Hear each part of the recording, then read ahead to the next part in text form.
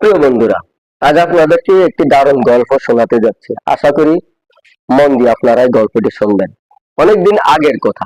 বাইতুল মুকাদ্দাসের এক গ্রামে এক দরিদ্র দরবেশ বাস করতেন। তার অবস্থা এতটাই খারাপ ছিল যে অপুষ্টির কারণে তার দুটো গাল ডুবে গিয়েছিল। তার ত্বকে কালো কালো দাগ পড়ে গিয়েছিল। জীর্ণ শরীরে প্রতিটি হাড় বাহির থেকে গণনা করা যেত। কিন্তু এই চরম দারিদ্র্যের মধ্যেও তিনি ছিলেন ধৈর্যশীল এবং মহান রব্বুল আলামিনের প্রতি বিশ্বাস অটল। আর বলতেন, হে প্রভু, তুমি আমার রিজিকের ব্যবস্থা করে দাও। সকাল হোক সন্ধ্যা হোক তার মুখে একই কথা, হে আল্লাহ, হে প্রভু, তুমি আমার কষ্ট ছাড়া রিজিকের ব্যবস্থা করে দাও। এলাকার কিছু দয়ালু মানুষ তার এই অবস্থা দেখে তার প্রতি দয়ালু হলো। তারা মাঝে মাঝে তাকে খাবার দিয়ে যেত। এতে তার খিদা মিটে যেত। এতে করে এলাকার কিছু মানুষ তাকে নিয়ে হাসি তামাশাও করত। তাতে তিনি কোনো কর্ণপাতই করতেন না। লোকে বলতো সে হয়তো পাগল, যে কষ্ট ছাড়া কি করে খাবার পায়। কিন্তু দরবেশ তার বিশ্বাসে অটল ছিল। মানুষের অপমান এবং উপহাস তাকে বিন্দুমাত্র বিচলিত করতে পারেনি। তিনি তার মতন করে মহান প্রভুর প্রতি অগাধ বিশ্বাস রেখে আবাদত করতে লাগলেন। একদিন রাতে তিনি আবাদতে এতটাই মগ্ন ছিলেন যে কখন রাত কেটে সকাল হয়ে গেল তিনি টেরই পেলেন না। তিনি হঠাৎ দেখতে পেলেন তার ভাঙা কুটিরের সামনে একটি মোটা তাজা গরু এসে তাকে ডাকতে লাগলেন। তিনি এই গরু দেখে তার প্রভুর প্রতি কৃতজ্ঞতা প্রকাশ করতে লাগলেন এবং বললেন, হে প্রভু, তুমি আমার ডাক শুনেছ। এবং খুশিতে তিনি কাঁদতে লাগলেন। এবার দরবেশ এই গরু জবাই করে গোস্ত চামড়া কি করবেন তা নিয়ে চিন্তায় মগ্ন হয়ে গেলেন। তিনি ভাবলেন, চামড়া দিয়ে গালিচা বানাবো, অর্ধেক গোস্ত গরিবকে দিয়ে দিব, আর বাকি গোস্তটা আমি রেখে দেব। যে চিন্তা সে কাজ। তিনি তৎক্ষণাৎ গরুটি জবাই করে শহরের কসাইয়ের কাছে নিয়ে গেলেন, যাতে কসাই সুন্দর করে গোস্ত কেটে দিতে পারে। এদিকে গরুর মালিক গরু খুঁজতে খুঁজতে ওই কসাইয়ের দোকানে এসে দেখে তার গরু কসাই কাটার প্রস্তুতি নিচ্ছে। তখন ওই ব্যক্তি চিৎকার করে বলে উঠে, এই গরু আমার, তুমি কোথায় এই গরু পেলে? কসাই বলল, এই গরু দরবেশ নিয়ে এসেছে। তখন ওই গরুর মালিক দরবেশকে আঘাত করতে লাগলেন এবং গালিগালাজ করতে লাগলেন।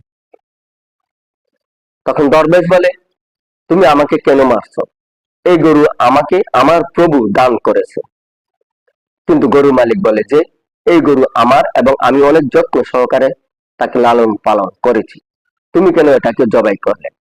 তখন সেখানে অনেক মানুষ জড়ো হতে লাগলো এবং লোকে বলা বলি করতে লাগলো দরবেশ গরুটি চুরি করেছে।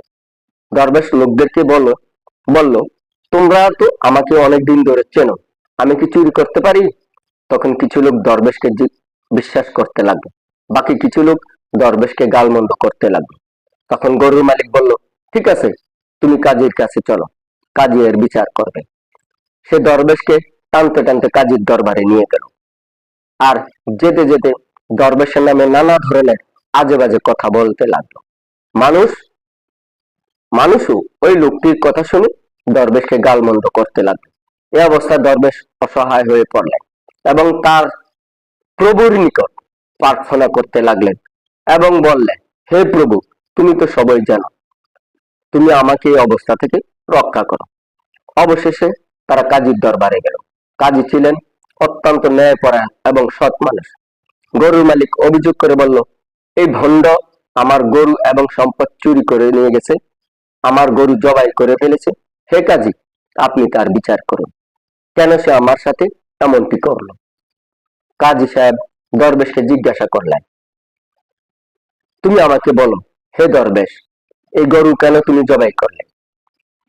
দরবেশ উত্তর দিলেন, হে ধার্মিক কাজী, 7 বছর ধরে আমি কোনো প্রচেষ্টা ছাড়াই দিনরাত আল্লাহর কাছে হালাল রিজিকের জন্য প্রার্থনা করে আসছি। এই শহরের প্রতিটি মানুষ আমার প্রার্থনা সম্পর্কে জানে। বহু বছর পর আল্লাহ আমার প্রার্থনা কবুল করলেন এবং এই গরুটি আমার বাড়িতে পাঠিয়ে দিলেন। আমি কৃতজ্ঞতা প্রকাশ করার জন্য এই গরুটি জবাই করেছি। তার কিছু মাংস সাধারণ গরিব মানুষদেরকে দিয়ে দেব, বাকি মাংস আমি নিজে রেখে দেব। কাজী সাহেব বললেন, হে দরবেশ, বিনা কারণে অজুহাত দেখাইও না। যদি শরীয়ত সম্মত কোনো দলিল থাকে তাহলে উপস্থাপন করো। তুমি কি চাও আমি কোনো দলিল ছাড়াই রায় দেই? বলো, কেউ কি তোমাকে গরুটি দিয়েছে নাকি তুমি কিনেছ? দরবেশ বলল, না হুজুর, কেউ আমাকে এই গরুটি দেয়নি, আর আমিও কিনে নেইনি।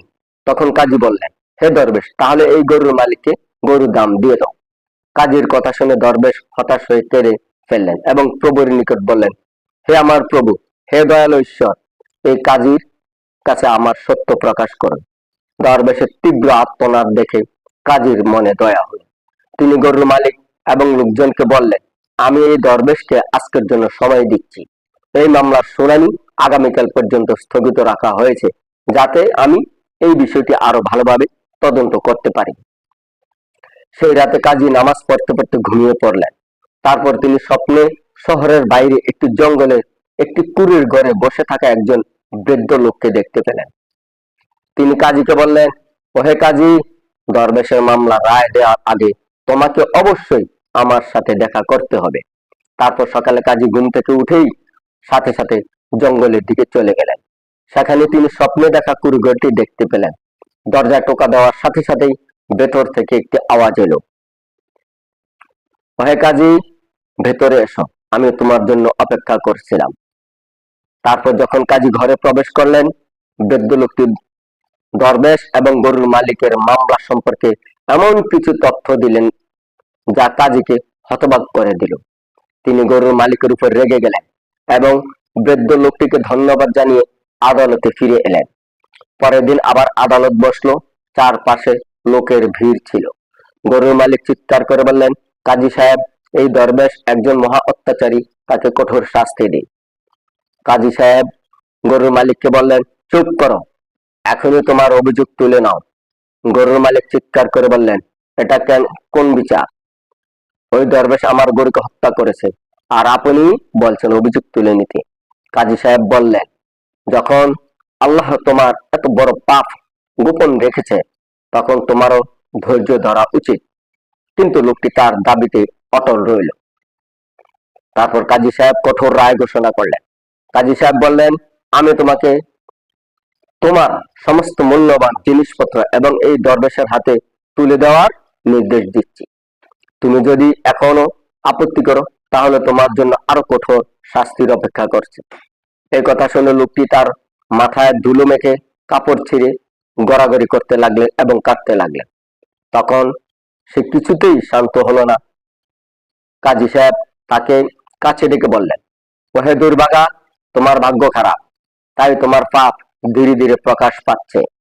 তারপর তিনি আরেকটি রায় দিলেন, তোমার স্ত্রী এই দরবেশের দাসী হবে এবং তোমার সন্তানরা তার দাস হবে। যদি তুমি এখনো এই হট্টগোল বন্ধ না করো তাহলে তোমার জন্য মৃত্যু, তুমি নিজেই তার জন্য দায়ী থাকবে। কাজীর এই কথা শুনে লোকটি মাটিতে গড়াগড়ি দিতে লাগলো এবং কাঁদতে লাগলো। উপস্থিত লোকেরা কাজীর রায় শুনে হতবাক হয়ে গেল এবং তাকে এমন অন্যায় না করার জন্য অনুরোধ করলো। তারপর কাজী সাহেব সকলকে সম্বোধন করে বললেন, হে মানুষ, এখন সময় এসেছে গোপন কথাটি উন্মোচিত হোক। সবাই আমার সাথে বলেন, সবাই আমার সাথে বনের নদীর তীরে চলেন। তারপর কাজী সবাইকে নিয়ে নদীর তীরে চলে গেল। সেখানে পৌঁছে তিনি সবাইকে একটি বিশাল গাছের নিচে দাঁড় করিয়ে একটি চাঞ্চল্যকর তথ্য প্রকাশ করলেন। সমস্ত ঘটনাটি বললেন। ওই গরুর মালিক বহু বছর আগে তার মনিবকে হত্যা করে এই গাছের নিচে কবর দিয়েছিল। সে ছিল মনিবের দাস, আর এই দরবেশ ছিল ওই খুন হওয়া মনিবের ছেলে। সে এতদিন অজ্ঞাত ছিল, ছোটবেলায় কিছুই বুঝতে পারেনি সে আর এই লোকটি তার মনিবকে হত্যা করেছে এবং তার সমস্ত সম্পত্তি দখল করে। তারপর কাজী সাহেবের আদেশে অত্যাচারীকে একটি গাছের সাথে বেঁধে জল্লাদকে ডেকে আদেশ দেওয়া হলো, এই পাপিষ্ঠ যেভাবে তার মনিবকে গাছের সাথে ঝুলিয়ে ছুরি দিয়ে হত্যা করেছে, ঠিক সেভাবে তাকে হত্যা করা হোক। এভাবেই দরবেশ এবং তার দীর্ঘ সাধনার ফল এবং সত্যের জয় হলো। উপস্থিত সকলেই কাজীর প্রতি কৃতজ্ঞতা প্রকাশ করলো। প্রিয় দর্শক, আমার এই গল্পটি ভালো লাগলে তা কমেন্টস আকারে জানান এবং ভবিষ্যতে আরো ভালো ভিডিও দিতে আমাকে উৎসাহিত করুন। চ্যানেলটি সাবস্ক্রাইব করে পাশে থাকুন।